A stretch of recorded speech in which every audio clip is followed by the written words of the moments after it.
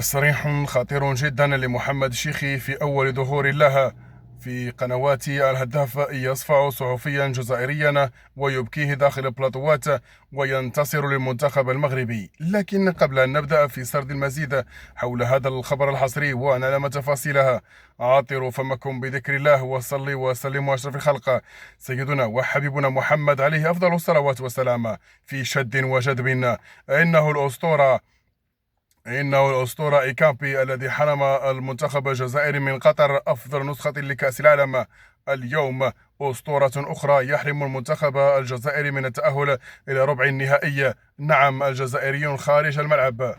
وبهذا الصدد يرى مراقبون بأن المنتخب المغربي سوف يفوز إن شاء الله على فرنسا ضد نصف الناكري الجميل.